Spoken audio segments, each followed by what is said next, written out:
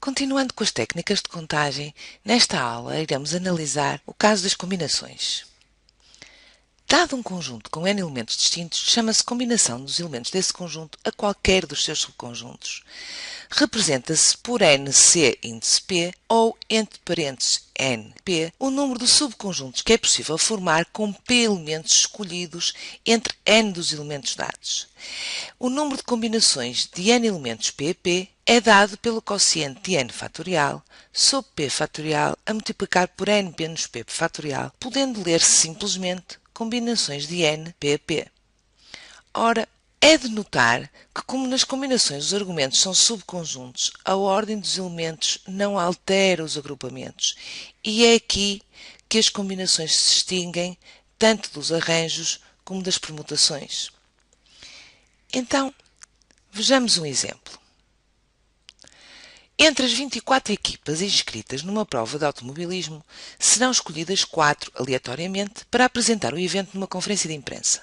Quantas escolhas diferentes pode a organização da prova realizar? Bem, na escolha das equipes não interessa a ordem, uma vez que escolher o conjunto das equipas A, B, C e D é o mesmo que escolher C, A, B, D, ou seja, qualquer ordem das mesmas 4 equipes será o mesmo conjunto a apresentar o evento na conferência de imprensa. Assim sendo, para resolver a questão, bastará calcular o valor de combinações de 24 elementos, uma vez que temos 24 equipas, 4 a 4, uma vez que apenas pretendemos que 4 dessas 24 equipes façam a apresentação na dita conferência de imprensa. E assim, aplicando a fórmula 24 fatorial, isto é, n fatorial, a dividir por p fatorial, 4, que multiplica por n menos p fatorial. Desenvolvendo os fatoriais e efetuando as simplificações necessárias, chegamos ao valor de 10.626 escolhas distintas de 4 equipes entre as 24 equipas inscritas na prova. Utilizando a calculadora, facilmente podemos obter o valor de qualquer combinações de n elementos P a P. No caso de uma máquina Casio, no menu Run, digitamos n, o número de elementos que pretendemos combinar, seguidamente carregamos na tecla Options e em F6 para nos deslocarmos para a direita no menu, escolhemos o submenu Probabilidades, F3, e novamente F3 para escolhermos a hipótese de combinações. Seguidamente, digitamos P e, carregando em X, obtemos o valor das combinações pretendido. No caso de uma máquina Texas, digitamos N, seguidamente imprimimos a tecla MAT e escolhemos a função probabilidade. De seguida, escolhemos a opção 3, que corresponde às combinações, carregando em Enter, digitamos o valor de P, e novamente Enter e obtemos o valor pretendido. Assim, no caso do exemplo anterior, utilizando uma calculadora Texas, digitamos o número 24.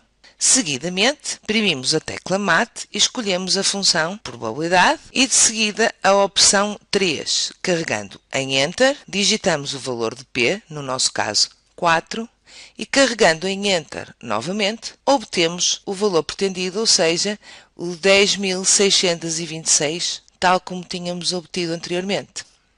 Vejamos agora mais um exemplo. Considera 9 pontos num plano, 4 sobre uma reta R e 5 sobre uma reta S estritamente paralela a R. Quantos triângulos distintos se podem desenhar, tendo como vértices 3 destes 9 pontos? Antes de passarmos à resolução, a razão principal pela qual deveremos escolher combinações para contarmos o número de triângulos distintos que se podem desenhar tem a ver com o facto de ABC, BCA, CAB, etc. representarem o mesmo triângulo, o que nos diz que a ordem pela qual escolhemos os 3 pontos não nos interessa, uma vez que vão representar o mesmo triângulo. Assim, podemos considerar todas as maneiras de escolher 3 pontos de entre estes 9, mas depois teremos que subtrair o número de casos em que os 3 pontos não definem um triângulo, isto é, quando estes 3 pontos são colineares, estando todos sobre uma mesma reta. E então teremos combinações de 9, 3 a 3 e devemos subtrair as combinações de 5, 3 a 3, que nos dá todas as possibilidades de conjugarmos 3 dos 5 pontos que estão sobre a reta R, e ainda combinações de 4, 3 a 3, que são todas as possibilidades que temos de combinar 3 dos 4 pontos que estão sobre a reta S. E obtemos então 70 triângulos distintos. Outra hipótese para resolver o mesmo problema seria garantir à partida que nunca escolheríamos 3 pontos colineares, isto é, selecionamos 2 pontos numa das retas e um ponto na outra. Assim sendo, temos duas hipóteses a considerar. Uma, 2 pontos sobre a reta R e um ponto sobre a reta S, de onde obtemos a parcela combinações de 5, 2 a 2, vezes combinações de 4, 1 a 1, e o caso de termos 2 pontos sobre a reta S e um ponto sobre a reta R. Neste caso, então, teríamos as combinações de 4, 2 a 2, vezes as combinações de 5, 1 a 1, e o resultado é, obviamente, o mesmo, 70 triângulos distintos. Para terminar, vejamos então um exemplo com probabilidades. Voltando ao exemplo 1, suponha que uma das 24 equipas inscritas na prova em questão é a Circle Sport, sabendo que serão escolhidas ao acaso um grupo de 3 equipes entre as 24 para serem portadoras de câmaras exteriores fornecidas pela organização.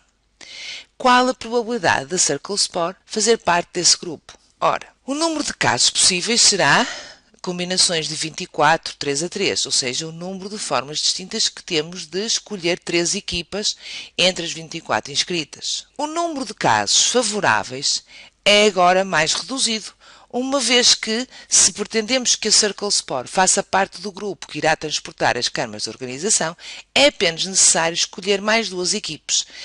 No entanto, ficamos apenas com 23, ou seja, o número de casos favoráveis é o número de formas distintas de escolher 2 equipes entre as 23 disponíveis.